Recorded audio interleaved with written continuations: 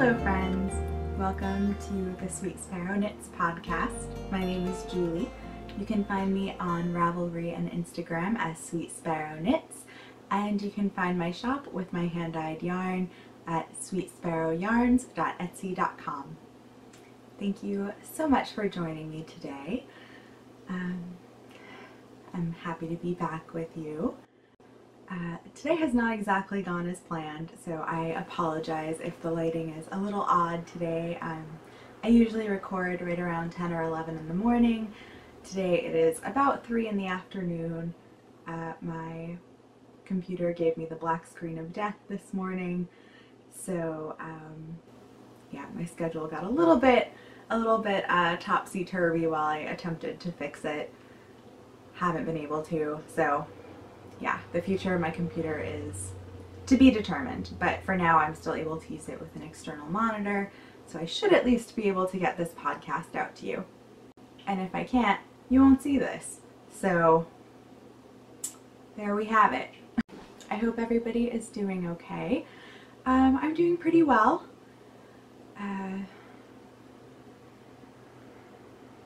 Yeah, overall things are going pretty well in our little neck of the woods.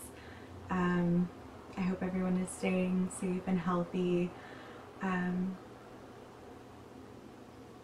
that you are just getting through this weird time. Lindsay of the Wooden Nest podcast posted on her Instagram the other day that she found herself really prioritizing time for play and rest at the moment. Just sort of as a means of combating the feeling of hopelessness that has been around lately, and just the sort of fatigue that so many of us are feeling from not having our normal routines.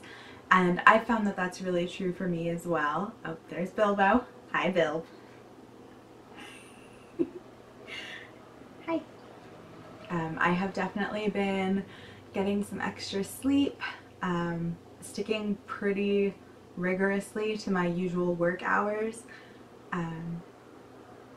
so that I'm making sure to nurture myself with time in nature and time for creativity outside of my job. And yeah, I've been finding that really important, and I would love to hear how you are nurturing yourself throughout the quarantine and the lockdown. I don't know if I ever actually introduced Bilbo. This is Mr. Bilbo. He's a very long boy. Hi. We adopted Bilbo in February. He's had enough. We adopted him right before we moved. He is a wonderful boy. He is very sweet and very playful and very big. He is a very large cat. He's about 14 pounds and he is about 2 years old. So he is actually the youngest cat I've ever had. He's a baby. Oh, as we speak, he is stealing the pencil that I use for my show notes. I have one finished object to share with you this week, and it is my Grace cardigan.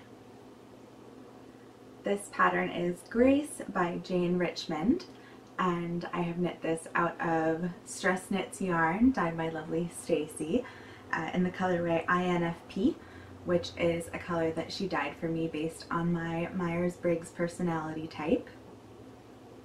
I love this sweater. I still need to block it, weave in my ends, and add buttons, but it fits perfectly and I'm very, very happy with it. I will be putting these really cute little wooden buttons onto my Grace cardigan. I purchased these off Etsy, and I had originally been planning to use some other buttons from a company called Favor Valley Woodworking. That's where I get most of my wooden buttons, but they're currently in the midst of a move and not selling anything at the moment. and the Grace cardigan calls for 9 buttons, and I only had 6 of each of my buttons from them. So I found these very cute ones, and I'm very glad that I did, because I am also planning on using these for several other projects.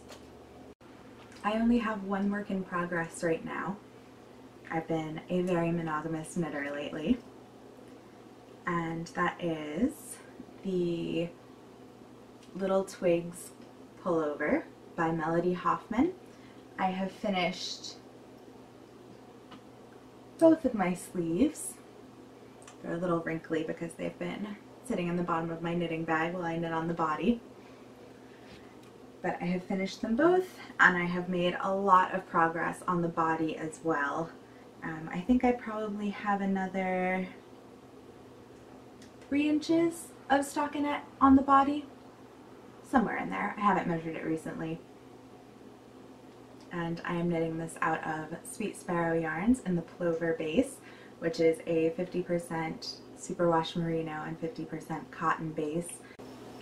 I'm really happy with how this base is knitting up. It is very soft, and it feels like it's going to be a sweater that I put on and feel like it's been my favorite sweater for years. So I'm very excited about this, which is why I've been knitting on it so much. It's been really satisfying, and I do love some simple stockinette in the round. Just a very soothing knit. I mentioned in my last episode that I had purchased yarn for the Tulip sweater by Melody of Mandarins, and I am so excited to share it with you because it is gorgeous.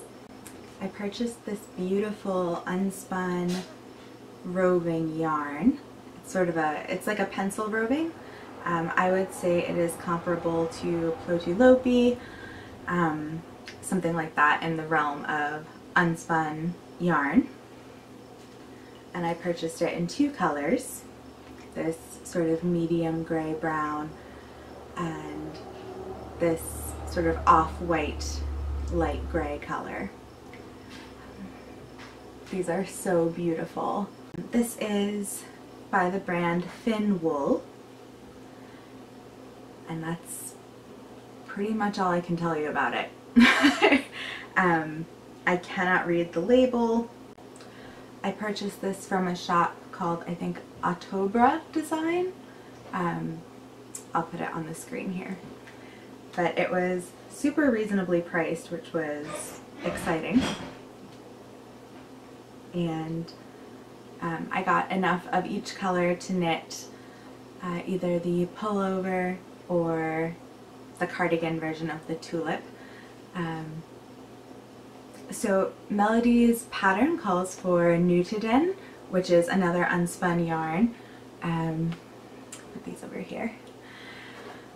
Which I did not think I would be able to get my hands on because it is quite popular, and I just didn't think I would be fast enough to get any, but I was. So I actually, I ordered that only a couple days after I ordered my lovely brown gray and light gray. So I am planning on doing the full-length tulip, a cropped tulip, and a tulip cardigan. So I will have all the tulips. I just think it's such a cute pattern, and I can see myself wearing it constantly. I am very much a uniform dresser, which you may have noticed in the last several episodes. I have, I would guess I have this same dress in about 15 to 18 colors. I buy them secondhand on places like Poshmark and ThreadUp. I think I mostly buy from Poshmark, occasionally eBay, but I really love being able to just choose one of the same silhouette of dress and then one of a hand knit sweater. Obviously not right now because it's way too warm, but yeah, I love being able to very quickly and simply get dressed. I spent a lot of time worrying about what I was wearing when I was working in the fashion industry, and it is amazing how much time I save by not having to put a lot of mental energy into those decisions. So I still love clothing, and it's important to me that my uniform dressing does very much reflect the style that I love, but I really like being able to easily pick an outfit and not have to think about it again throughout the day. So I'm excited to be knitting all of the versions of Tulip. This yarn, ooh, I just love it. It is so squishy. It is exceptionally sheepy. Actually, I don't know if I should say it's exceptionally sheepy. It is quite sheepy, and I have a lot of it. So altogether, there is quite a woolly smell. Our downstairs living room is where I keep my yarn stash, and after I received and opened this package, this whole room pretty much smelled like wool for several days, which of course I didn't mind, but just something to be aware of if you are sensitive to that. But I like the scent of wool. Something that I thought was really sweet was when my boyfriend said that when he thinks of like my personal scent, because I do think that scent is such an important you know, indicator of memory, and it really sort of rounds out how we think about someone. And he said that part of my personal scent is the smell of warm wool, which I thought was so sweet. Ah, that was lovely. He said he really likes that, which I mean, that's a good thing because I work with a lot of wool. So yeah, the sheepy smell does not bother me at all, but it is something just to know about. Melody is going to be releasing her tulip patterns toward the end of the summer, so there is something else I will be knitting before the tulips, and that is, oh, Bilbo just stole my yarn. Ellie of Skein Knits recently posted a call for testers for several upcoming patterns. It's a little bit of a looser structured test knit with a longer period of time, and that sounded like something I'd really like to do. So I volunteered to test knit a yoke cardigan version of her Otra sweater, which is the existing version. The pullover version is a drop shoulder sweater with a beautiful sort of delicate color work pattern. I don't love drop shoulders on me personally, so hearing that there was going to be a yoke cardigan version was really exciting, and I will be knitting that out of Rauma Phenol PT2, and I will be using this beautiful sort of duck egg blue with some gray heathering as my main color. That is color 4139, and I had purchased this color, which is a dark sort of charcoal gray, to use as the color work contrast, but when I was going through my stash recently, I found this beautiful sort of, I would say it's between a rust and a mustard. It's sort of a golden brown, perhaps. It's a hard color to describe. It's color number 4065. And I really like how this looks as the contrast. I like the warmth that this color brings to this cool blue. So I think I might use this as my contrast instead of the gray. What do you think? Let me know in the comments what you like best. I forgot to bring my spinning in from my studio where I skeined it up, but I did finish the braid of heirloom ornamental that I was spinning last week from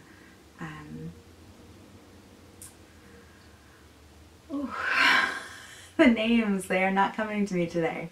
I had been spinning a braid of heirloom ornamental, an MCN blend from Into the World, and last time I mentioned that I was going to make some hand spun socks out of it. I think I had 176 yards. I will not be making socks out of it. I definitely need a little bit more practice to get back in the groove of spinning a 2 or 3 ply fingering weight, which had been sort of my default spinning weight when I was spinning often. In a way I'm excited because I really had a hard time spinning thicker once I was spinning those very, very fine singles. But yeah, that is not going to be socks. That will probably be a hand spun hat of some sort. It's around a DK weight, maybe even a worsted, so it'll be something pretty. I recently received a lovely package from Kayla, who owns the shop The Angora Moose, and she included this beautiful hand spun, which is Shetland. I'm afraid I can't quite read that next word. It looks like pearl, but I'm just not sure what that would be. CVM and cotton neps. And this beautiful little ball of hand spun, which has these soft sort of salmon pink sections in it, and these beautiful morganite stitch markers. Thank you so much, Kayla. That was so kind of you. And Kayla also included a few skeins for a giveaway, which was very kind. So I will be giving this away as one set of prizes. This is an MCN sock weight yarn, naturally dyed with hibiscus and inspired by Beatrix Potter. It is called Village. And that also comes with a matching skein of mohair and silk and another set of these beautiful morganite stitch markers, which are in a blue. Something that Kayla and I have bonded over is our mutual love of children's books. So if you would like to enter the giveaway, head on over to the Ravelry group and I will post a question asking for your favorite children's book. If Ravelry is not currently accessible to you right now, you can either leave your answer in the comments and I will go ahead and post that for you on Ravelry so that you're included in the random number generator, or if you'd rather do it privately, you can DM me on Instagram and let me know that you'd like me to add you to the Ravelry giveaway for these beautiful yarns, and I will go ahead and add you. And I will announce the winner on the next podcast.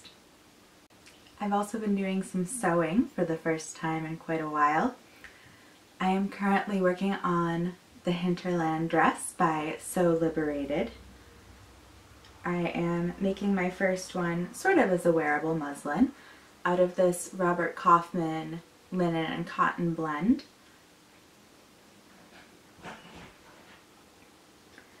I am nearly done with the bodice. I have to just flip the armhole facings and top stitch them down, and then I will be ready to move on to the skirt and the button placket.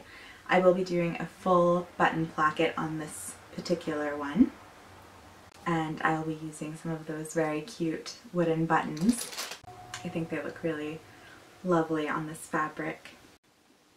I haven't sewn a garment for myself in quite some time, probably over a year. I think the last garment that I sewed for myself was just a very simple gathered skirt from a self-drafted pattern.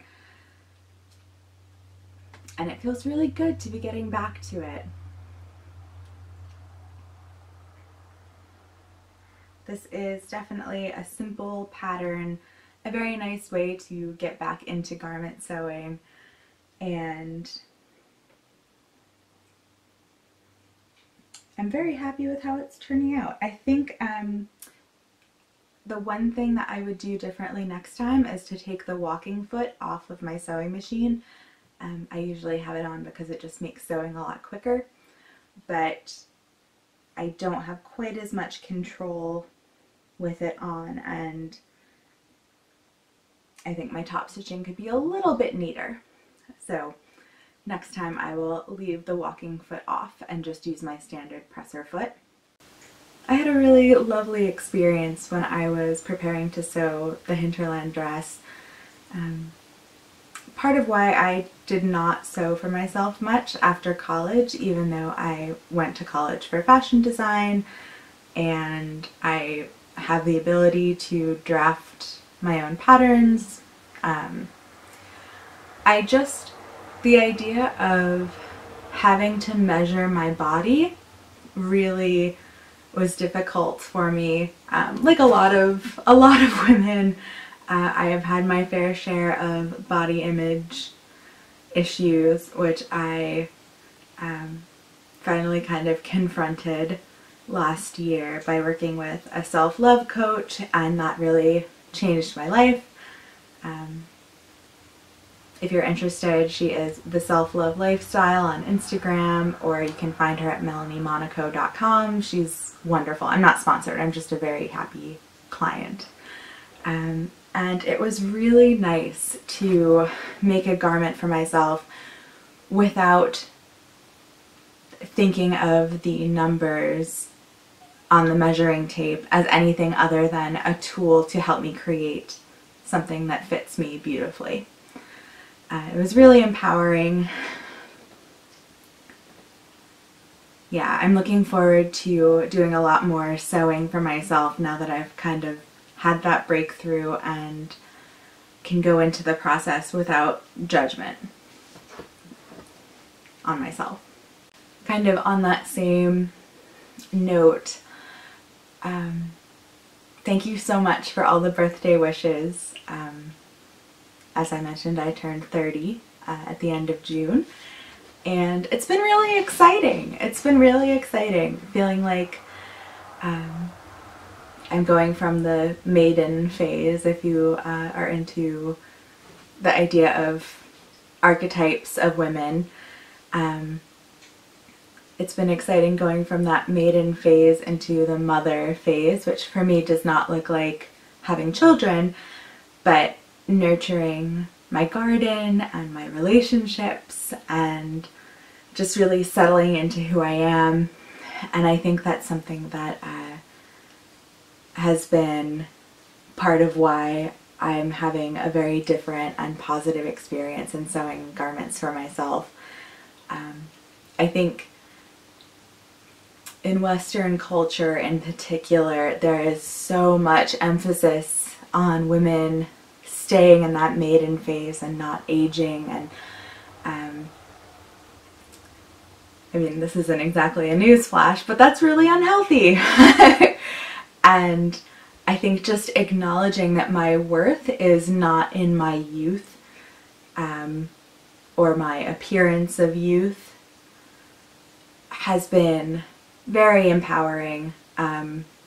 I've made the decision to stop coloring my hair, so I have not colored my hair in quite a long time now. Probably about a year, and that has been exciting, seeing those little silver strands pop up and being able to approach them without judgment and as a sign that, yeah, I'm getting older. I've experienced more things in the world, and I am at a different point in my life than I was, you know, when I was 18 and didn't have those. So that's all kind of a long-winded way to say that accepting myself for who I am has made my making so much more enjoyable. And if that's something that you are struggling with, I have absolutely been there, and you are lovely just the way that you are. So yes, you deserve beautiful things. You deserve to make beautiful things for yourself as you are right now, and I hope that you will. I've also been making my first foray into natural dyeing, which I am so excited about. I have dyed up 4 of each of these out of black walnut from the tree that is just right over there. Just outside the window there's a beautiful old black walnut tree. So I gathered lots of black walnut hulls and cut them up and simmered them away for a while, and I dyed up some lovely yarn with them. So I dyed up 4 skeins on my house wren tweed base, and it gave me this beautiful, rich, medium brown, which I absolutely love. And I dyed up 4 skeins on this base, which I have not actually introduced yet, but based on how much everyone has enjoyed my plover base, which is my merino and cotton DK, I decided to also start carrying the same blend in a fingering weight. So I've dyed 4 skeins with black walnut on that base as well. And I have also dyed 4 skeins on a non-superwash merino, which is currently drying outside. There's definitely a lot more natural dyeing in my future. It's something I've been wanting to do for years, but in my previous living situation in a 1-bedroom apartment where I dyed all my yarn on the same stove that I cook on, that just wasn't really possible because natural dyeing is a bit of a slower process. The yarn often needs to sit for a few hours, and that just wasn't really feasible in that setup. But now that I have a studio where I can leave things to set overnight and not have to worry about clearing off the stove to make dinner or breakfast, yeah, I'm able to do some natural dyeing. So I will be getting much more into that in the coming weeks, and I'm really excited to expand my yarn line as well once I feel comfortable with my abilities in natural dyeing. I'd love to offer some of that to you as well. Speaking of foraging, let's talk a little bit about what I've been reading. I've gotten so many wonderful notes saying how much people enjoy the videos that I post on my Instagram stories every morning. I take our dog Reggie for his morning walk every day, and I like to post videos and pictures during that, and that is when I do a lot of my foraging. Just the other day we enjoyed some Old Man of the Woods mushrooms for breakfast, and I have recently found oyster mushrooms. There are some chanterelles nearby that I have my eye on. And then I've also found a lot of non-edible mushrooms as well. And in addition to mushrooms, there are also lots of other lovely things to forage, like garlic mustard and, well, the black walnuts. There are lots of plants growing nearby that I will be foraging to use as natural dye materials. And I wanted to show you where I get my foraging information because I've gotten a lot of questions about that. I would say that my most used is an app called iNaturalist. It is an identification app that you can take a picture and load it in there, or you can take a picture directly with the app and it helps you identify what you're looking at. And iNaturalist works for plants, animals, insects and fungi. So that's super helpful, and even if it's not 100% sure what it is that you are looking at, it gives you a list of like top 10 suggestions, which I find really helpful. And then I can go to my books or to the internet and compare and see based on those suggestions what I think I'm looking at, as opposed to starting out from the whole wide world of animals or plants or fungi. So the books that I use most often are Mushrooms of the Northeast.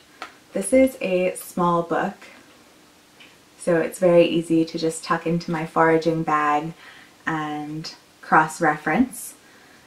And the way that this is organized is very helpful too. It says, for instance, cap and stem with gills, or cap and stem with pores, shelf with pores,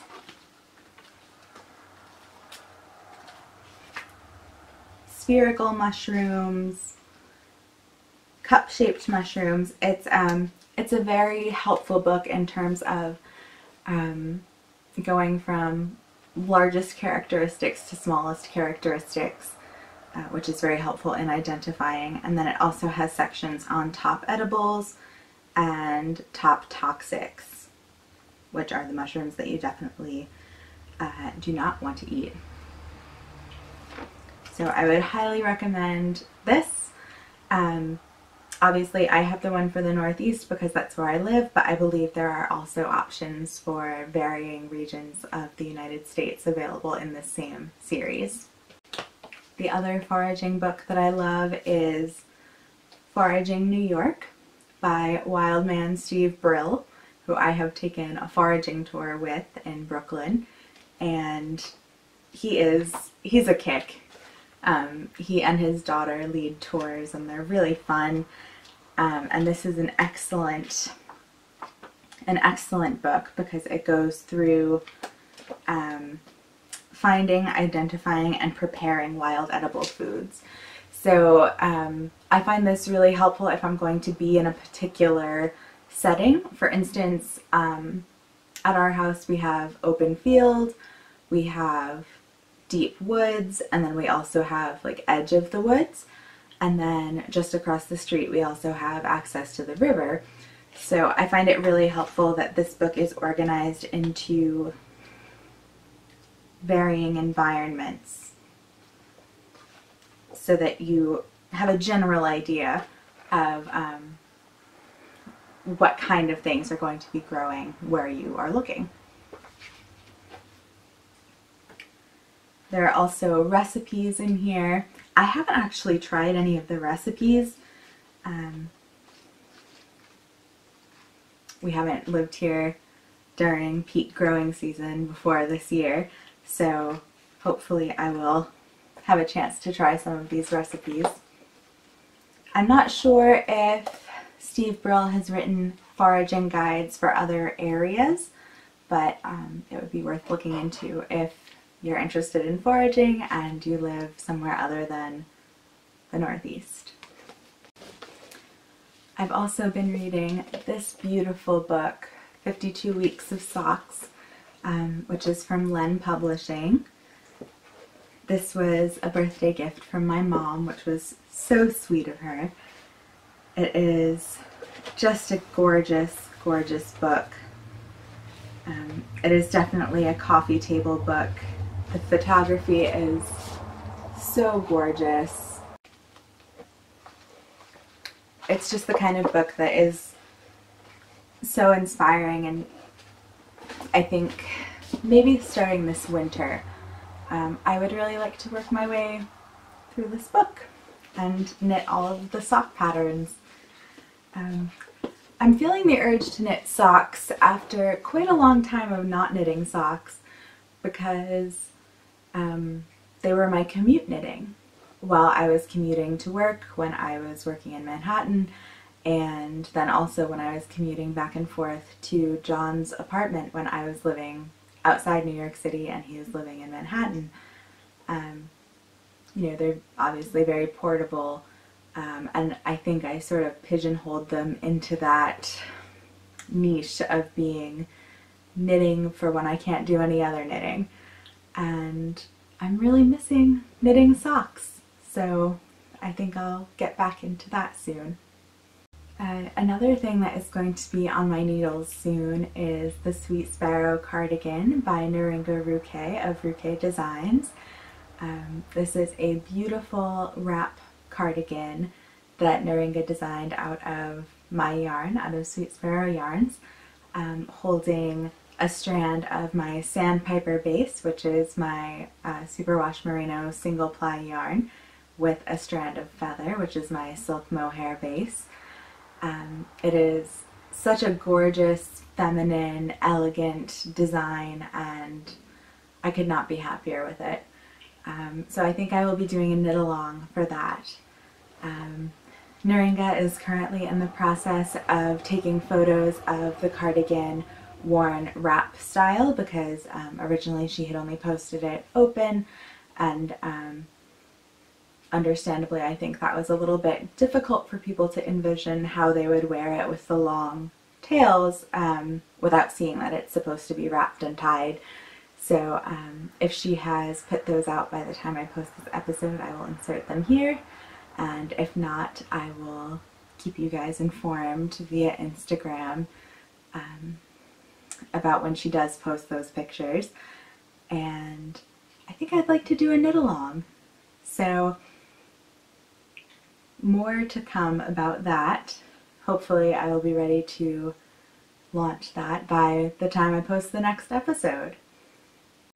I posted a poll in my Instagram stories asking whether you would prefer to see the garden as part of the podcast, because I've been getting a lot of requests for more in-depth information and a more in-depth tour of the garden. So I asked whether you'd like to see that as a segment of the regular podcast or as separate videos. And separate videos nudged ahead just by a nose. It was 50-50 for a long time. So I think I am going to go ahead and do separate videos,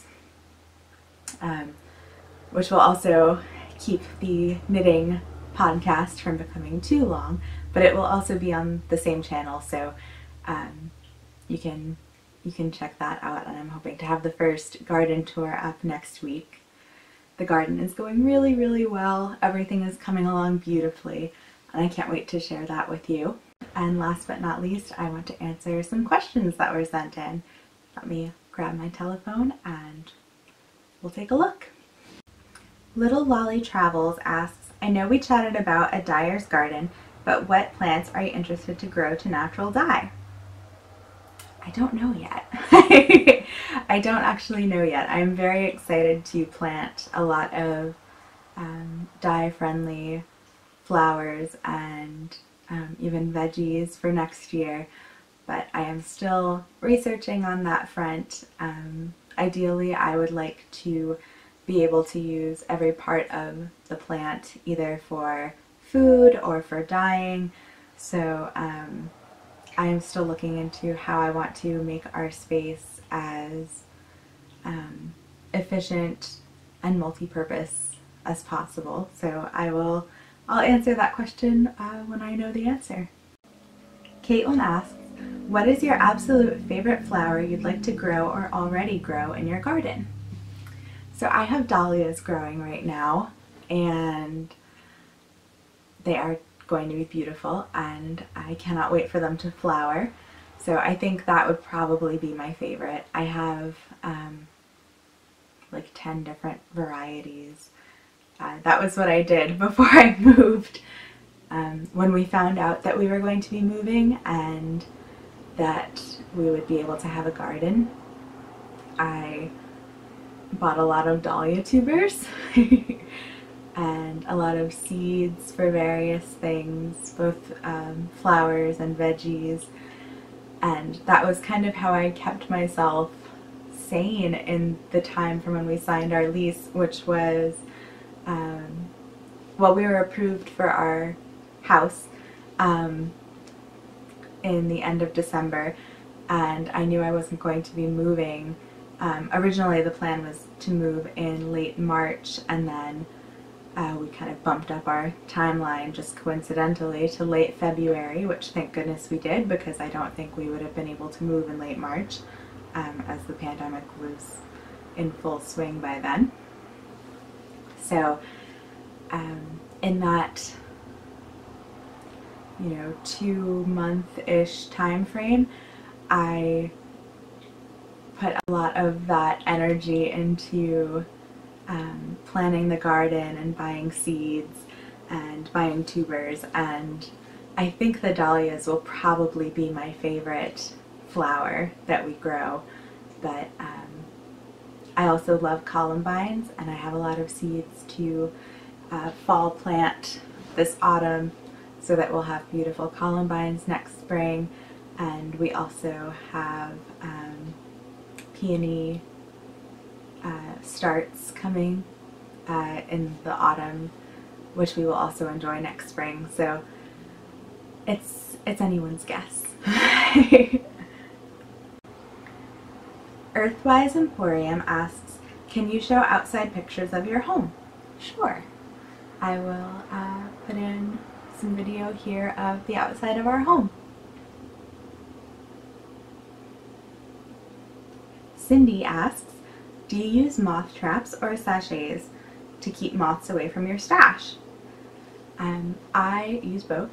We have traps in our upstairs closets where our clothes and where our finished sweaters and that kind of thing live.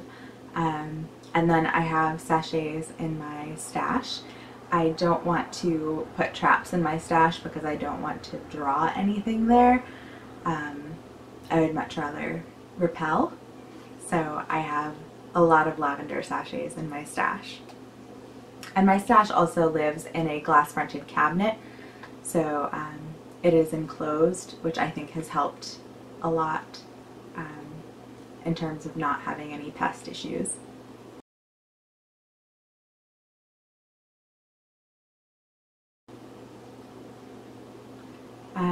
The only other shop stuff that I wanted to talk about, well, I guess there are two things. So as you may have seen on Instagram, I was originally planning on putting up a third round of advent calendar spots for this year. However, due to COVID, I have decided to cap my number of advent calendars with what's currently in the shop. I think there are only about 5 left, so if you would like one, this is definitely the time to grab it. I felt like this was not the time to put additional stress and pressure on myself. The way that I dye my advent calendars, it's really only efficient for me to do them in batches of 100, and if I had put up another round, that would have taken me to 300 total advent calendars, which is just a little bit more pressure than I want to put on myself, both physically at a time when I really want to make sure that I keep my stress levels down and my immunity up, and financially, because once I sell any of those 100, I kind of have to buy supplies for 100 regardless of how many have actually sold, and that just was not something I was prepared to do with the impact that the pandemic has had on small businesses, myself included. It has been really, really rough on small businesses as people are, feeling a little bit more careful with their disposable income, or just not having as much disposable income. Being a small business owner in what is not an essential business, I think most dyers have really taken a hit. So yeah, long story short, I will not be adding another round of advent calendars to the shop, and thank you so much to everyone who has already purchased one, and if you would like one, there are still a few in there. And lastly, I wanted to share that I am working on a website.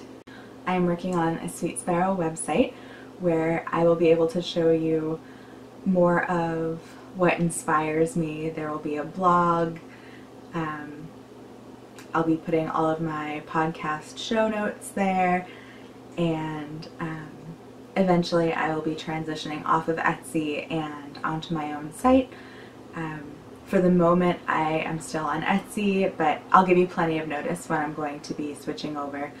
But I'm really excited to create a place where I can invite you into my world and show you just more of my life. So I was hoping to get that launched in the next few weeks.